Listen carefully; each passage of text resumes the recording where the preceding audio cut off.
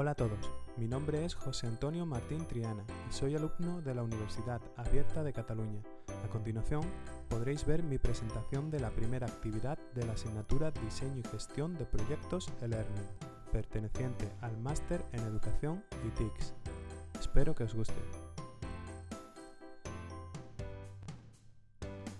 Esta presentación se ha realizado en formato pechacucha y en ella hablaremos de los MOOCs, su historia, características, los tipos que existen, cuáles son las causas de abandono o cuál es su verdadero propósito, son muchos de los temas que trataremos a lo largo de este vídeo. Estad atentos. No está clara la fecha que marca el nacimiento del primer MOOC, puesto que este tema es ampliamente debatido. Sin embargo, algunos opinan que David Weil es el autor del primer MOOC en el año 2007. Otros afirman que el primer curso en línea que recibió el apelativo MOOC fue el que organizaron George Siemens y Stephen Downie en 2008. El término MOOC, acuñado en 2008 por David Cornell y Brian Alexander, proviene de las siglas en inglés Massive Open Online Courses, cuyo acrónimo en español es COMA, cursos online masivos y abiertos. Este tipo de cursos están dirigidos a un amplio número de participantes a través de Internet. En el debate en clase aparecieron muchas características propias de los MOOC. De acuerdo con Castaño y Cabero, me gustaría presentar las siguientes. Son un recurso educativo que tienen cierta semejanza con un aula, con fechas de comienzo y finalización. Son online y de uso gratuito, sin criterio de admisión y que permiten la interacción. La tipología de los MOOCs puede ser muy variada. CLAR, por ejemplo, identifica hasta 7 tipos. Sin embargo, independientemente de propuestas tan amplias, la tendencia es considerar dos tipos básicos de MOOCs, los XMOOCs por un lado y los CMOOCs por otro, además del modelo híbrido denominado TMOOCs. Los CMOOCs, donde la C inicial hace referencia al conectivismo, tal y como se dice en el informe Scopeo, se basan en que el aprendizaje se genera gracias al intercambio de información mediante la interacción. George Siemens afirma que en este tipo de cursos se enfatiza la creación, la creatividad, la autonomía y el aprendizaje. Por otro lado, en los XMOOCs se apuesta más por la conducta y los contenidos se transmiten unidireccionalmente al alumnado, siendo el profesor la figura central del aprendizaje. Suelen ser los MOOCs más comunes y, como Cabero Almenara manifiesta, son formatos tradicionales de aprendizaje en línea. Como bien apunta Hill, en los MOOCs existen una diversa tipología de alumnos: los no participantes, los observadores o mirones, los que merodean, los participantes pasivos y activos.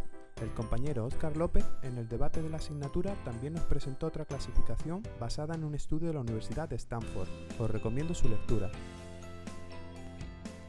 Hemos visto una clasificación en los MOOCs, y por este motivo hay una forma diferente de evaluar a cada uno de ellos.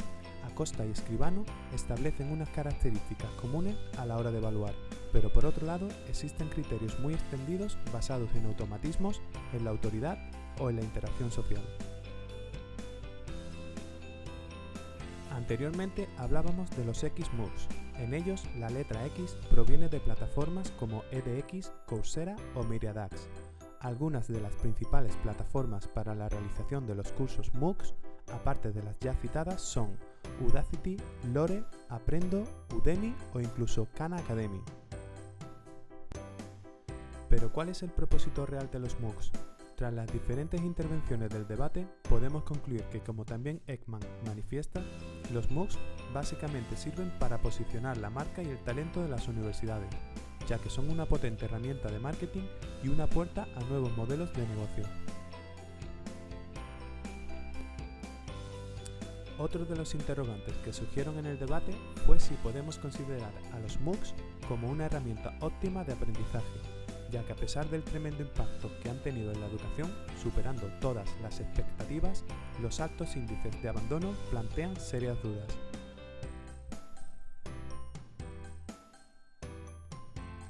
Estas dudas, referentes a su eficacia en función de las altas tasas de abandono, son los principales motivos de preocupación en los MOOCs. Bajo mi punto de vista, creo que es injusto este tipo de valoraciones, puesto que dicho abandono se puede justificar por varios motivos, como por ejemplo la matriculación por simple curiosidad. En el artículo La frustración del estudiante en línea, causas y acciones preventivas, Federico Borges plantea algunos de los motivos de las causas de abandono, de las que podemos citar, por ejemplo, no disponer del tiempo suficiente, tener unas expectativas que no son reales o no participar en actividades colaborativas. Centrándonos en las posibles soluciones, Doug Chow, basándose en la teoría del embudo, propone una serie de estrategias en las que no hay que pensar tanto en ese alto índice de abandonos, y habría que identificar los patrones de participación o mejorar el perfil de los estudiantes para disminuir las cifras que tanto preocupan. Los MOOCs son una vía para que muchas personas puedan acceder a una educación. Son una herramienta clave en la educación para el desarrollo. Sin embargo, la brecha digital, siempre unida a la economía, como nos recuerda Manuel Castel, hacen que su potencial como herramienta para los países en vía de desarrollo esté lejos de alcanzar su máximo nivel. En ciertas ocasiones, la definición MOOC se solapa con la de e-learning, puesto que son conceptos parecidos. Podríamos definir e-learning, según menciona Cavero, como el proceso de formación a distancia basado en el uso de las tecnologías de la información que posibilitan un aprendizaje interactivo, flexible y accesible a cualquier receptor potencial.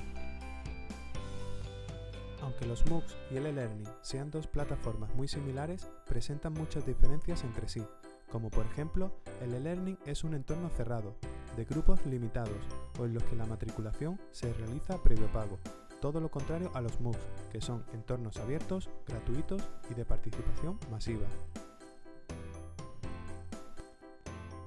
Como conclusión diré que la integración de los MOOCs en la educación es ya una realidad, y aunque todavía tengan retos por superar, lo que empezó como un experimento hoy día evoluciona y se expande en muchas direcciones.